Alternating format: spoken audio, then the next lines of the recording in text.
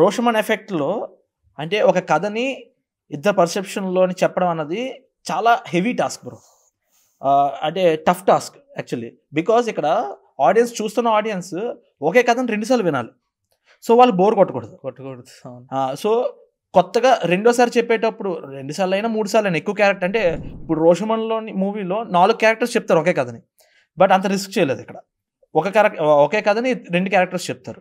So ఒక కథని ఒక క్యారెక్టర్ ఆల్రెడీ చెప్పేసిన తర్వాత అదే కథని ఇంకో క్యారెక్టర్ మళ్ళీ నరేట్ చేస్తున్నప్పుడు డెఫినెట్గా బోర్ ఫీల్ అవుతారు ఆడియన్స్. బట్ అలా బోర్ ఫీల్ అవ్వకుండా ఎక్సైటింగ్ ఎలిమెంట్స్ ఇవ్వాలి. అంటే వీడు చెప్పిన నరేషన్లో కాకుండా కొత్త ఎలిమెంట్స్ వాడు చెప్పాలి ఇంకో క్యారెక్టర్ ఎవరైతే ఉన్నారు. So it's a very tough task.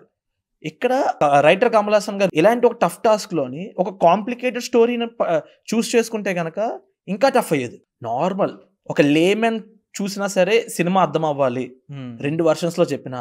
So ఒక ఊరు మనిషి చూసినా సరే కథ అర్థం అవ్వాలనే ఉద్దేశంతో రూటెడ్ విలేజ్ స్టోరీని ప్రజెంట్ చేశారు. మనకి ఏదో ఒక ఇదే కాన్సెప్ట్ని యూస్ చేసుకొని మనకి ఏ కథనే చెప్పచ్చు. సిటీలో కథ చెప్పచ్చు, లేదా ఒక మర్డర్ మిస్టరీ చెప్పచ్చు, లేదా ఇంకా సైన్స్ ఫిక్షన్ లాంటి స్టోరీలు, అవి ఇంకా కాంప్లికేట్ అయిపోతుంది చూసే ఆడియన్స్కి. When it is rooted story, ఒక అసలు సినిమా అంటే ఏంటో తెలియని ఒక లేమెన్కి కూడా కథ అర్థమైపోతుంది. So he choose very nice part to present this film. Correct.